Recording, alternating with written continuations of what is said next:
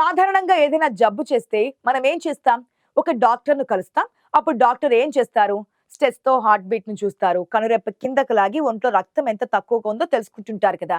నిజంగా కళ్ళు చూస్తేనే ఆ విషయం తెలిసిపోతుందా అంటే వైద్యులకది ఖచ్చితంగా తెలుస్తోంది. మన రక్తంలో ఉండే ఎర్ర రక్త కణాలే శరీరంలో చాలా ముఖ్యమైన పాత్ర పోషిస్తూ ఉంటాయి. ఊపిరితిత్తుల నుంచి మిగతా శరీర అవయవాల దాకా, గుండె నుంచి ఆక్సిజన్ సరఫరా చేయడంలో ఎర్ర రక్త కణాలు కీలక పాత్ర పోషిస్తుంటాయి. ఎర్ర రక్త కణాలు సరిపడినంత లేనప్పుడు మనలో ఐరన్ లోపించింది అని డాక్టర్ డిసైడ్ చేస్తారు. అందుకు సంబంధించిన సంకేతాలను ఆయన పరిశీలిస్తారు. ఓ భవనానికి ఉక్కుతో కూడిన అంతర్గత శక్తి ఎంత అవసరమో మన ఈ శరీరానికి కూడా అంత పుష్కలంగా ఐరన్ అవసరం. ఐరన్ మనల్ని ఉక్కు మనుషులుగా చేస్తోంది. ఇది గాని మన శరీరంలో లోపిస్తే అంతే ఇక. చర్మం పలుచన పడుతోంది, గోర్లు పగులుతుంటాయి, అనేక రకాలుగా మనిషి చతికిల పడిపోవడం గ్యారంటీ. హిమోగ్లోబిన్, వయోగ్లోబిన్ అనే ప్రోటీన్ల తయారీకి ఐరన్ చాలా అవసరపడుతోంది. మనం శ్వాసించడం ద్వారా పీల్చుకునే ఆక్సిజన్ ఈ ఎర్ర రక్త కణాల ద్వారానే అన్ని అవయవాలకు చేరిపోతూ ఉంటుంది. మరి వాటిని సృష్టించే ఐరన్ ఒక నమ్మకమైన కొరియర్ వ్యవస్థకు సపోర్టింగ్ గా పనిచేస్తుందన్నమాట. ఆక్సిజన్ లేనట్లయితే శరీరం శక్తిహీనంగా మారుతోంది. ఇక మన శరీరంలోకి ఐరన్ ఎలా ఎంటర్ అవుతుందంటే మనిషి శరీరంలోకి ఐరన్ మనం తినే ఆహారం ద్వారా అందుతూ ఉంటుంది. ఇది అన్నం, పప్పులు, కూరగాయలు, మాంసం వంటి వాటిలో ఉంటుంది. ఐరన్ ఆహారం నుండి పేగులలోకి శోషించబడి రక్తం ద్వారా శరీరంలోకి కణజాలాలకు చేరుకుంటూ ఉంటుంది. అక్కడ ఎర్ర రక్త కణాలలో ఉండే హిమోగ్లోబిన్, కండర కణాలలో ఉండే వైమోగ్లోబిన్ తయారీకి ఐరన్ ఉపయోగపడుతూ ఉంటుంది. ఈ హిమోగ్లోబిన్ ఊపిరితిత్తుల నుండి శరీరంలోని అన్ని భాగాలకు ఆక్సిజన్ ను చేరవేస్తోంది. ఈ ప్రక్రియలో ఎర్ర రక్త కణాలకు హిమోగ్లోబిన్ సాయం చేస్తూ ఉంటుంది. ఇక మయోగ్లోబిన్ ఏం చేస్తుందంటే ఆ ఆక్సిజన్ ను శరీరంలోని అన్ని కండరాల వరకు చేరవేస్తుందన్నమాట. హార్మోన్లు, కండరాల కణజాలాల తయారీకి సైతం ఐరన్ తోడ్పడుతూ ఉంటుంది. అందుకే మన శరీరంలో ముఖ్య పాత్ర పోషించే ఐరన్ గురించి అవగాహన కలిగి ఉండడం చాలా అంటే చాలా అవసరం. మనిషి శరీరంలో ఐరన్ కీలకం కాబట్టి దాని కండరాలు, ఎముకలు, కాలేయం వంటి భాగాలలో స్టోర్ చేయబడుతుంది. ఎప్పుడైనా ఐరన్ మోతాదు కాస్త తగ్గితే దాచుకున్న స్టాక్ నుంచి తీసుకుని శరీరం ఉపయోగించుకుంటుందన్నమాట. అందుకే ఐరన్ మోతాదు తగ్గుతున్నదంటే మొదట్లో ఏ లక్షణాలు మనకు కనిపించవు. అదే పనిగా తగ్గుతుంటే మాత్రం ఎర్ర రక్త కణాలు తగ్గిపోతూ ఉంటాయి. దీంతో హెమోగ్లోబిన్ ను తీసుకెళ్లే శక్తి క్షీణిస్తూ ఉంటుంది. ఫలితంగా అవయవాలు, కండరాలకు తగినంత ఆక్సిజన్ అందకపోవడంతో చిన్న చిన్న పనులకే ఫేడింగ్ లేదా అలసట వచ్చేస్తూ ఉంటుంది. చిన్న చిన్న పనులు కూడా చేయలేని అసక్తత ఏర్పడుతూ ఉంటుంది. ఈ స్థితినే వైద్యులు రక్తహీనత అంటారు. రక్తహీనత తలెత్తినప్పుడు ఫేటింగ్, తల తిప్పడం, చర్మం పాలిపోవడం వంటి లక్షణాలు కనిపిస్తూ ఉంటాయి. గుండె వేగం పెరగడం, చేతులు చల్లబడడం, తలనొప్పి, జీర్ణ సమస్యలు వంటివి వేధిస్తూ ఉంటాయి. రోగనిరోధక శక్తి బలహీన పడుతుండడం వల్ల తరచూ జబ్బులు బారిన పడే ప్రమాదం కూడా పొంచి ఉంటుంది. శరీర ఉష్ణోగ్రతలు తరచూ హెచ్చుతగ్గులకు లోనయ్యే అవకాశం ఉంటుంది. గత 3 ఏళ్ల క్రితం మనం చూసాం. కరోనా మహమ్మారి కారణంగా అంతా ఇళ్లకే పరిమితం అవడం జరిగింది. జనం ఆహారం తీసుకునే తీరు కూడా మారింది. బయట నుంచి ఆర్డర్ చేసిన ప్రాసెస్ ఫుడ్ తినడం అలవాటైంది. కొన్ని రకాల ఆహార పదార్థాలకే పరిమితం అవ్వడం వల్ల పోషకాహార లోపంతో బాధపడే వారి సంఖ్య బాగా పెరిగింది. ముఖ్యంగా మహిళలు, చిన్నపిల్లలు, వృద్ధుల్లో రక్తహీనత పెద్ద సమస్యగా తయారైంది. దీనికి ప్రధాన కారణం ఐరన్ లోపమే. మానవ శరీరానికి అత్యంత కీలకమైన పోషకాల్లో ఐరన్ ఎంతో ముఖ్యమైనది. ఐరన్ డెఫిషియన్సీ లేదా ఐరన్ లోపం వల్ల శరీరంలో హెమోగ్లోబిన్ ఉత్పత్తి తగ్గిపోతుంది. రక్తం ద్వారా శరీరానికి రవాణా అయ్యే ఆక్సిజన్ శాతం తగ్గి శరీరం బలహీనంగా తయారవుతోంది.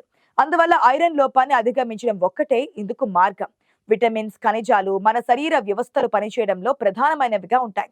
ఇవి లోపించినప్పుడే తరచుగా అలసటికి గురి కావడం, శ్వాస తీసుకోవడంలో ఇబ్బంది వంటి సమస్యలు ఎదురవుతూ ఉంటాయి. ఐరన్ లోపం వల్ల రక్తహీనత వంటి సమస్యలు వస్తాయి. ఐరన్ లోపం వల్ల ఎర్ర రక్త కణాల ఉత్పత్తి తగ్గిపోతూ ఉంటుంది. దానివల్ల శారీరక విధులకు ఆటంకం ఏర్పడుతోంది. దీని ప్రభావం చాలా త్వరగా కళ్లల్లోనే కనిపిస్తూ ఉంటుంది. ఐరన్ లోపం వల్ల రక్తం, కంటి కణజాలాలకు తగినంత ఆక్సిజన్ ను చేరవేయకుండా నిరోధిస్తుందని నిపుణులు చెబుతూ ఉంటారు. తద్వారా కళ్లల్లో రక్తం లేనట్లుగా పాలిపోయిన లక్షణాలు కనిపిస్తూ ఉంటాయి. అందుకే వైద్యులు ముందుగా కళ్ళని పరిశీలిస్తూ ఉంటారు.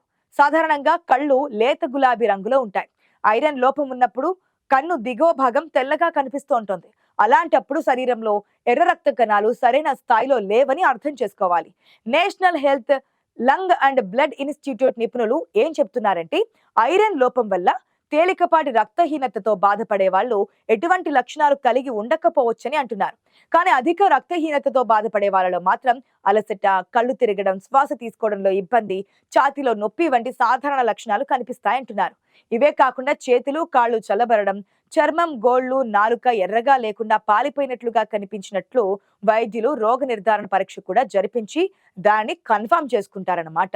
ఇక రక్త పరీక్షలో ఎర్ర రక్త కణాల సంఖ్య ఎంత ఉంది, హిమోగ్లోబిన్, ఫెరిట్రిన్ స్థాయిలు ఎలా ఉన్నాయనే విషయం తెలుస్తోంది.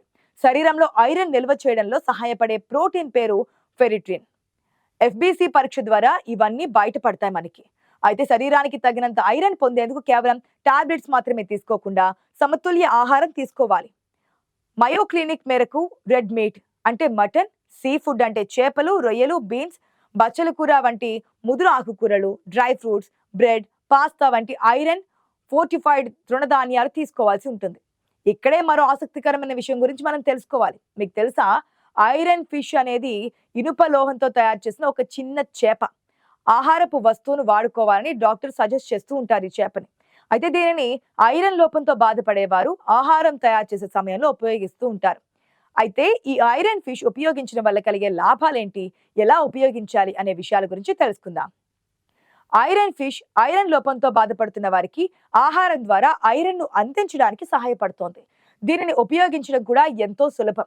ఐరన్ ఫిష్ ను వంట చేసే సమయంలో నీటిలో లేదా సూప్ లో వేసి మరిగించడం వల్ల ఆ మరిగే ప్రక్రియలో ఐరన్ చేప నుంచి ఆహారంలోకి ఐరన్ ధాతువు విడుదలవుతూ ఉంటుంది. ఈ ఐరన్ ను తినడం ద్వారా మన శరీరం సులభంగా గ్రహిస్తూ ఉంటుంది. పైగా ఐరన్ ఫిష్ చాలా తక్కువ ధరలో లభిస్తోంది. ఐరన్ ఫిష్ ను మొదటిగా కాంబోడియాలో కనుగొన్నారు. 2008లో క్రిస్టోఫర్ చార్లెస్ అనే వ్యక్తి ఈ చేపను కనుగొన్నారు. కాంబోడియాలో మహిళలు గర్భధారణ సమయంలో ఐరన్ లోపంతో బాధపడుతుండడం వల్ల అనేక సమస్యలు ఎదుర్కొనేవారు. ఈ సమస్యను పరిష్కరించడానికి చార్లెస్, అతని బృందం ఇనుప లోహంతో తయారు చేసిన ఒక చిన్న చేప ఆకారపు వస్తువును రూపొందించారు. ఈ ఐరన్ ఫిష్ ను వంట చేసే సమయంలో నీటిలో లేదా సూప్ లో వేసి మరిగించడం ద్వారా ఆహారంలో ఐరన్ స్థాయిలను పెంచుతోంది. ఇది ఇనుప లోపంతో బాధపడుతున్న ప్రజలకు చాలా ఉపయోగకరంగా ఉంటుంది. 2012లో the lucky iron fish project అనే సంస్థను స్థాపించి ఈ ఐరన్ ఫిష్ లను పెద్ద ఎత్తున ఉత్పత్తి చేయడం, పంపిణీ చేయడం ప్రారంభించారు. మన దగ్గర ఈ ఐరన్ ఫిష్ కు బదులుగా టాబ్లెట్లు, సప్లిమెంటరీలను ఉపయోగిస్తూ ఉంటాం కదా. ముఖ్యంగా వృద్ధులలో అయితే తిండి తినడం తగ్గించడం వల్ల ఐరన్ లోపం కనిపిస్తూ ఉంటుంది. మగవారికి రోజుకు 8 మిల్లీగ్రాముల ఐరన్ అవసరం ఉండగా ఆడవారికి కాస్త ఎక్కువగానే అవసరం ఉంటుంది. 19 నుంచి 50 ఏళ్ల వయసు వారికి రోజుకు సుమారుగా 18 మిల్లీగ్రాముల ఐరన్ అవసరం.